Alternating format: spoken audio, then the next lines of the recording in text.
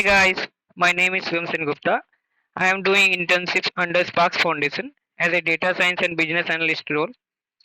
So here is the presentation of my task titled Timeline Analysis of COVID-19.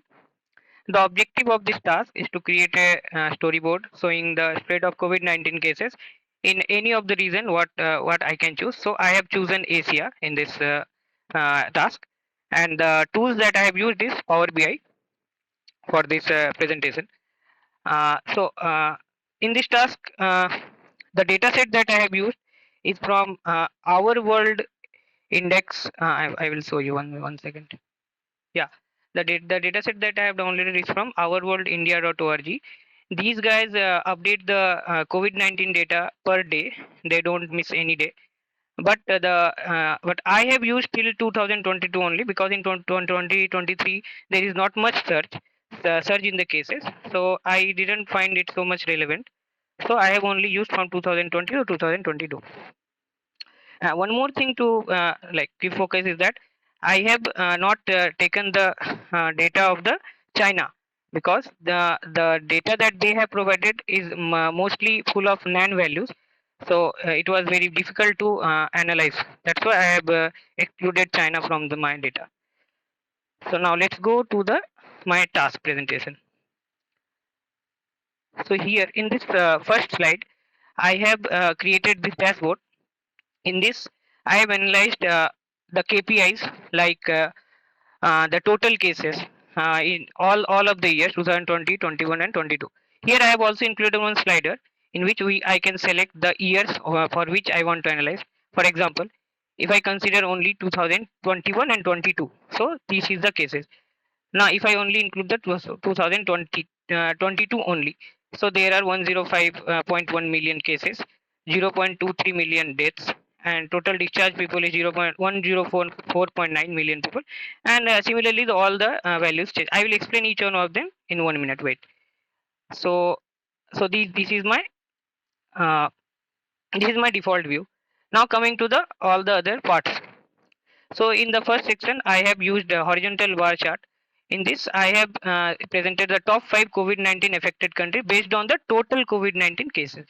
So in this, we can see that India and Japan are having the highest number of COVID-19 cases, while Vietnam is least among the top 5 countries, most affected countries. Here it is showing 44.68 million till in all the years 2020 to 2022. Now coming to the second thing, I have used pie chart to present the again the top 5 countries by death count. So here obviously India will be having the as India was having the highest number of COVID cases. That's why the deaths is also high because there are several other factors like the hospital facilities were also not very good in our India. That's why the deaths become too much in high number. So now coming to the third part, this is the line chart, multiple line chart. In this also I have explained only the top 5 most suffered countries based on the COVID-19 cases. Here we can see that the different peaks showing the different waves of the COVID. So the first wave that came, talking about India only, the first wave came around quarter 3 September, where India saw the most number of surges in that year. The second wave came around uh, quarter 2 in May month when the India showed the maximum number of surge in all the 3 years. And the third wave was a little better, where India's highest surge was shown around 64 something, 64 million. Yeah, in 64 million, uh, not 64 million, 6 million. Yeah, it was 6 million. So similarly for other countries, it is showing the different surges when it is shown. So in this way, we can analyze the timeline. This is the most important because the topic of most important topic that is to be covered in this task was the timeline. So this is the timeline analysis, most important timeline analysis. Now talking about the KPIs, it is showing total cases, total deaths, total discharged people, and total fully vaccinated people. So now, so this was my first dashboard. Now coming to the second dashboard, where I have mentioned possible reasons for the spread of COVID-19. So in this dashboard, I have mentioned the total seven possible reasons for the surge or deaths due to COVID-19. So in this, I have included stringency index, the cardiovascular deaths per lakh people in 2017, hand washing facilities percentage, diabetes prevalence in 2017, that is also in percentage, hospital beds per thousand people, and people with age more than 65 years, that is also in percentage, and male and female smokers. So what is stringency index? Stringency index government's response uh, is the government response stringency index. The full name is government response stringency index. It is the composite measures based on 9 response indicators, including school closures, workplace closures, and travel bans, rescaled to a value from 0 to 100, where 100 is equal to the strictest response. Now coming to the second factor, that is cardiovascular death. This is the death rate from cardiovascular disease in 2017. Means per lakh people, how many people died due to cardiovascular disease in 2017. Means we can, on the basis of this, we can analyze that if in 2017 due to cardiovascular diseases, these many number of people were dying. So it means that they are in that country there is not much better facilities for treatment of cardiovascular diseases. So as we know that in COVID, most of the people were suffering from cardiovascular diseases. So because of that factor, we can analyze from that if a country is not performing good in 2017, so it is obvious that it will not perform during COVID also. During COVID also. So now the third part is hand washing facilities. It is we know it. The name is obvious.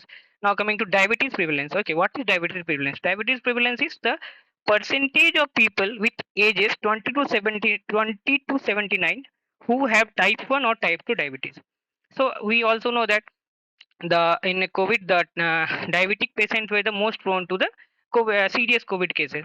So that's why I've included this factor here. Now the fifth part is hospital beds per thousand people. This is also obvious. 60 people with ages more than 65 years, and male and female smoker ratio. Now coming to stringency index, as we can see that Iran, India, Vietnam, Indonesia, Turkey, South Korea, and Japan. These countries came in the stringency index. Means these are good performing countries. Means their government were strict and they tackled the COVID cases. When the surge became higher, they tackled it properly by closing all the public places and all. But still, they performed bad while we come in the top 5 COVID affected countries. Still, they performed bad. So in this way, we can say that the stringency index cannot be one of the sole reasons for the surge. Now coming to the cardiovascular death. Yeah, it is obvious that in this, cardiovascular deaths were more in Indonesia, India, Iran. That's why the deaths were also higher in these countries. While in South Korea and Japan, it was lesser. That's why the cases were higher in those regions, but the deaths were lower. So we can say that yeah, cardiovascular deaths per lakh people is a good measure for the surge or the deaths due to COVID. Similarly, if we go on check every one of them, we can analyze that yeah, on the basis of what these possible cases due to COVID increased or not. So all these details I have mentioned in the another slide, the findings. Here I have mentioned all of the others, whatever the analysis I have done and what are the reasons can I suggest based on the data available. So here I have explained everything. So we can read one or two, like hospital beds. Like Japan and South Korea's higher hospital beds per thousand people helped them manage cases better, while India, Iran, and Indonesia's lack of beds contributed to the more casualties.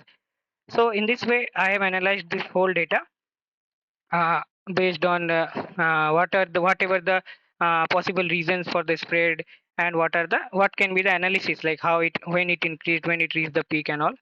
So this was my whole task presentation, and thank you. Have a nice day.